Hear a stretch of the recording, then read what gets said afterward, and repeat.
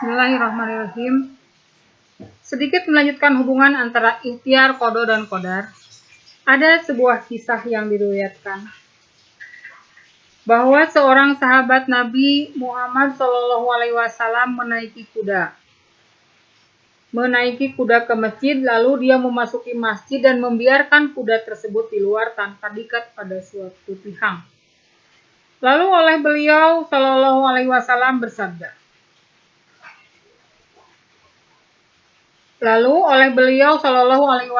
ditanya, "Mengapa kudamu tidak diikat?" Jawabnya, "Biarlah Rasulullah, kami tawakal kepada Allah." Lalu diperingatkan oleh beliau, "Ikatlah dahulu, lalu bertawakallah." Dari sini jelas bahwa tidak boleh menyerah begitu saja kepada takdir, tetapi kita harus berusaha sepenuh tenaga seraya menyerahkan keputusan pada Allah. IQ kita tinggi, tapi kita tidak mau belajar, itu sama dengan tidak bertawakal, karena kita tidak ada usaha sama sekali dengan IQ yang bagus. Manusia mempunyai kewajiban berusaha lahir dan batin, sedangkan Allah Subhanahu wa Ta'ala mempunyai hak menentukan. Dengan demikian, iman kepada qada dan qadar mendorong orang lebih tekun berusaha dan tidak ada alasan untuk berpangku tangan dan bermalas-malasan. Selanjutnya adalah hikmah beriman kepada qada dan qadar. Ada hikmahnya ketika kita beriman kepada qada dan qadar. Yang pertama adalah kita akan menjadi orang yang tawadu. Kedua, kita menjadi orang yang tidak banyak mengeluh. Ketiga, kita semakin dekat dengan Allah. Tawadu di sini adalah tidak merasa sombong bahwa kesuksesan adalah hasil jerih payahnya, tetapi semua itu adalah berkat pertolongan Allah Subhanahu wa Ta'ala setelah dia berusaha. Tidak merasa diri bahwa hasil nilai saya bagus karena saya semalaman gak tidur, sampai lupa makan, lupa minum karena ingin nilai yang bagus dan hasilnya bagus. Itu salah, itu bukan orang yang tawadu.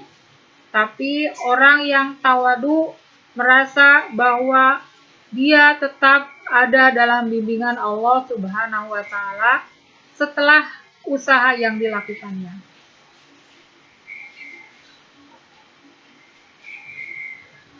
Yang kedua, saat musibah menimpa, dirinya tidak akan dipercaya pada takdir Allah dan berserah diri tanpa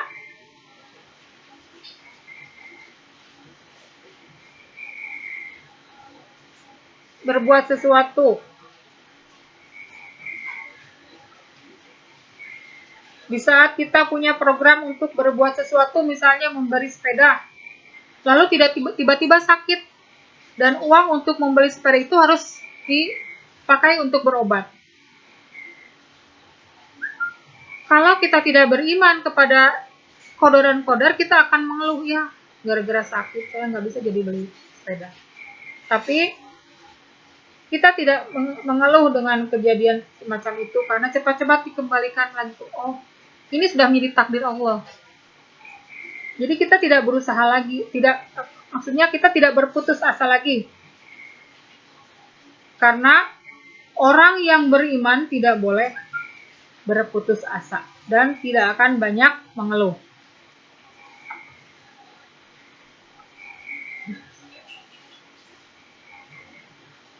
Orang hikmah beriman kepada qada dan qadar adalah semakin dekat dengan Allah Subhanahu wa Ta'ala. Orang yang percaya akan takdir Allah akan semakin dekat dengan Allah Subhanahu wa Ta'ala. Mereka bukan saja berusaha secara lahiriah saja, tetapi juga secara batin, yaitu dengan berdoa dan beribadah. Saat menghadapi musibah, dia bersabar karena sadar bahwa musibah itu datang dari Allah Subhanahu wa Ta'ala. Contoh yang sedang kita alami, pandemi ini adalah musibah dari Allah Subhanahu wa Ta'ala. Kita tidak perlu berpangku tangan, kita tetap berusaha keras, kemudian kita tidak banyak mengeluh. Itulah nggak bisa belajar lah, nggak ada alasan untuk itu. Kita tetap harus berusaha untuk berusaha untuk untuk meraih cita-cita kita. Kemudian diakhiri dengan semakin dekat dengan Allah Subhanahu wa taala. Alangkah baiknya apabila anak-anak santri berada di lingkungan pesantren dengan semakin mendekatkan diri kepada Allah Subhanahu wa taala, bukan malah menjauhkan diri dari Allah Subhanahu wa taala. Karena jauh dari orang tua, saya nggak akan banyak yang melarang, salah juga. Justru semakin berada kita pada lingkungan yang baik, semakin kita dekat kepada Allah Subhanahu wa taala. Demikianlah pembahasan iman kepada qada dan qadar. Semoga banyak sekali manfaatnya buat kita semua. Wabillahi taufik wal hidayah. Wassalamualaikum warahmatullahi wabarakatuh.